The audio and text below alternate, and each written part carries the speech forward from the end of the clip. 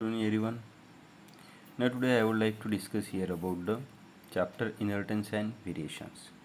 तो इस चैप्टर में फ्रेंड्स हम देखेंगे कि इनहेरिटेंस एंड वेरिएशंस जो है what is the reasons for this inheritance and variation and the experiment conducted by the sir Gregor John Mendel as well as his contribution in the field of this genetics. So first here, what is by the inheritance? Inheritance क्या होता है? Inheritance means the transmission of character from one generation to the another generation. It is called as the inheritance or the what we can say the heredity. जैसे कि मान लो हम देखते हैं यहाँ पे डेफिनेशन दी है the transmission of character from one generation to the another generation. जो जेनेटिक इन्फॉर्मेशन पास होती है यानी पेरेंट्स टू द ऑफस्प्रिंग्स, हम देखते हैं कि जो ह्यूमन बींग्स है it gives rise to the birth to the humans offsprings. जो ह्यूमन होता है वो ह्यूमन ऑफस्प्रिंग्स को बर्थ जो है उसके ऑफस्प्रिंग्स जो है वो ह्यूमन ही होते हैं. जैसे कि एलिफेंट है तो elephant gives rise to the birth to the elephant. हम देखेंगे कि जो मैंगो का पेड़ है उस मैंगो के पेड़ को जो है वो मैंगो आते हैं. तो इसका मतलब जो है जो पेरेंटल कैरेक्टर होते हैं ऑफस्प्रिंग्स में ट्रांसमिट होते हैं.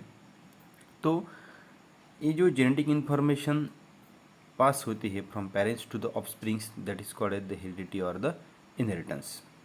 अब इसका जो मैकेनिज्म था that which is the reasons for the transmission of the character from one generation to the another generation, ये मैकेनिज्म कैसे होता है और इसके लिए responsible what is the scientific reason, इसका जो एक्सप्लेनेशन दिया था वो सर ग्रेगर जॉन मेंडल इन्होंने दिया था. अब टाइटल में भी ये जो है इनहेरिटेंस में तो हमने बता दिया what is by the inheritance.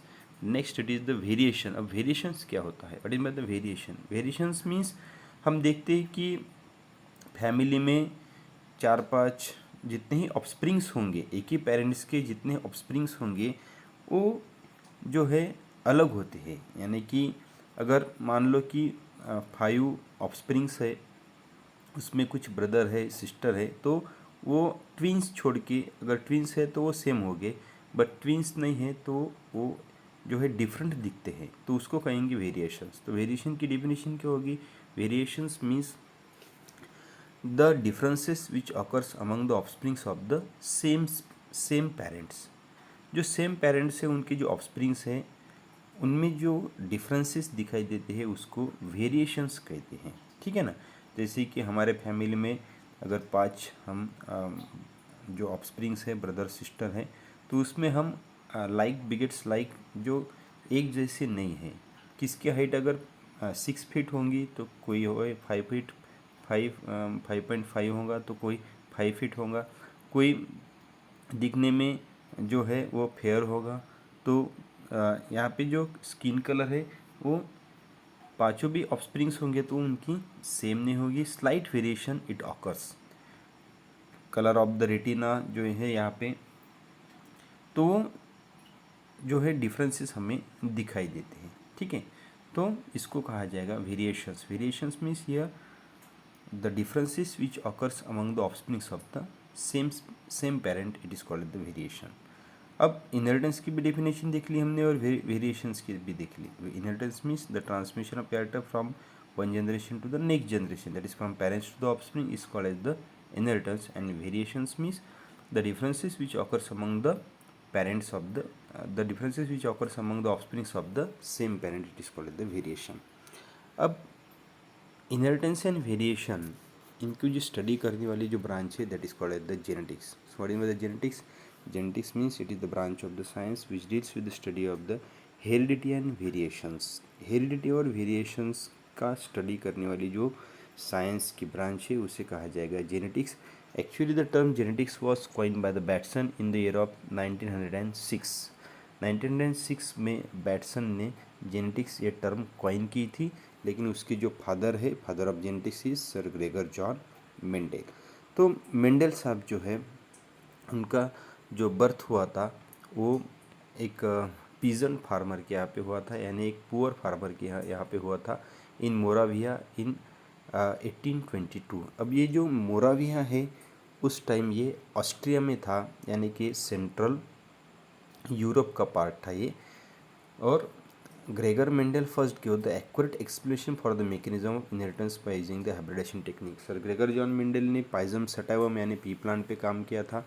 Near about 6 years Gregor साहब ने पी प्लांट पे काम किया था. उसमें से जो आउटकम्स निकाले बाद में वो मेंडल्स लॉ बन गए. Mendel's first law, second law and third law बन गए. तो जैसे मेंडल के बारे में, मेंडल साहब के बारे में जो है उनका जो बर्थ है एक्चुअली 22 जुलाई 1822 को हुआ और उनकी जो डेथ है वो 6 जनवरी 1884 को हुई. तो ये हमें नोट डाउन करना है. यहाँ पे क्वेश्चंस बनते हैं NEET examination point of view. तो यहाँ पे उनका बर्थ प्लेस और बर्थ ईयर जो है वो दिया है.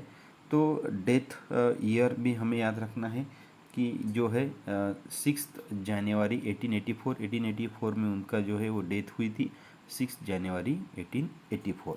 ओके, यहाँ पे क्वेश्चन पूछा जाएगा मेंडल साहब ने कहाँ पे यानी किस एक्सपेरिमेंटल ऑर्गेनिजम्स क्या था. तो एक्सपेरिमेंटल ऑर्गेनिजम्स था पाइजम सटाइवम. ओके, यानी कि पी प्लांट. तो यहाँ पे मेंडल साहब ने जो स्टडी किया था near about he studied the 7 different characteristics in the P plant. Mendel साहब ने जो है 7 कैरेक्टरिस्टिक्स स्टडी किए थे पी प्लांट्स में. तो वो जो 7 कैरेक्टरिस्टिक्स थे दैट इज़ हियर हम देखेंगे.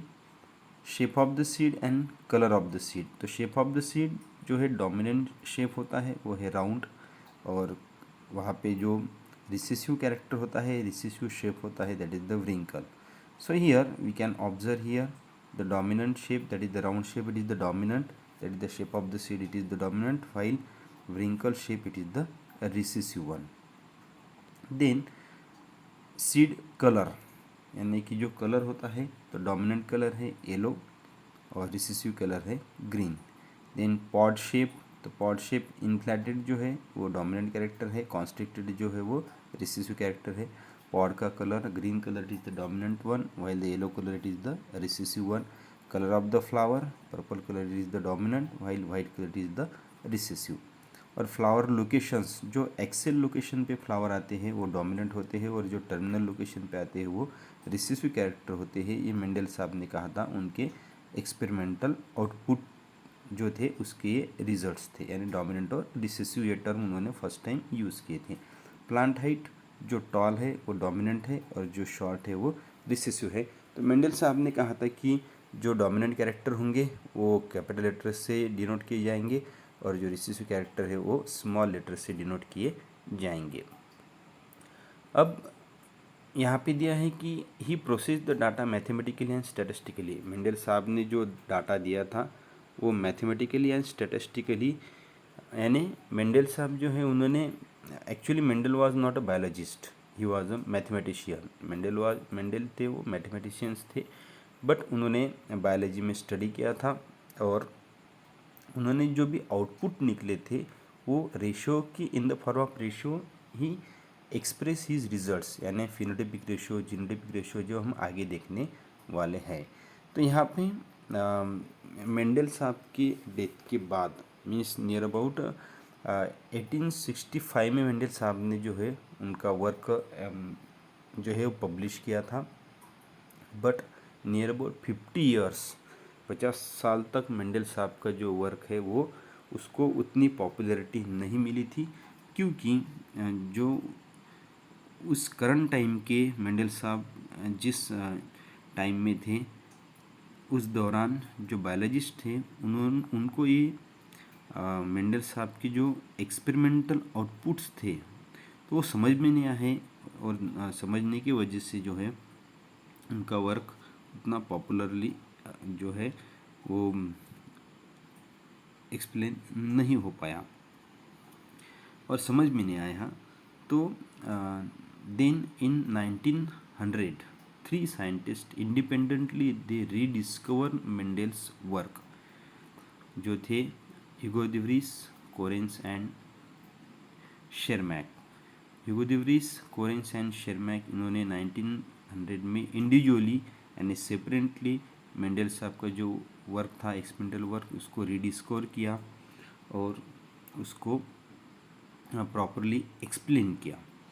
तो जो रीज़न थे why Mendel's work was not recognise at that time, Mendel साहब की जो वर्क था वो उस टाइम क्यों उसको ज़्यादा रिकॉग्निशन नहीं मिला? तो उसका फर्स्ट रीज़न था कि मेंडल साहब का जो पब्लिकेशंस था वो यानी इंटरनेशनल लेवल पे इतना पॉपुलर नहीं हुआ था, वो पहुंच नहीं पाया था. Okay, so his work was not publish properly, Mendel's work was not publish properly.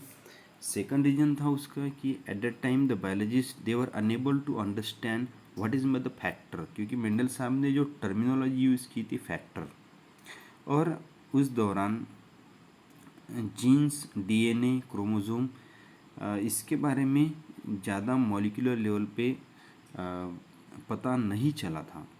तो मेंडल साहब ने जो वर्ड यूज़ किया था factor, that is something hidden in the parents, that is the factor, that something it is called the factor. Mendel called it as a factor which is responsible for the heredity, that is the transmission of character from one generation to the another generation.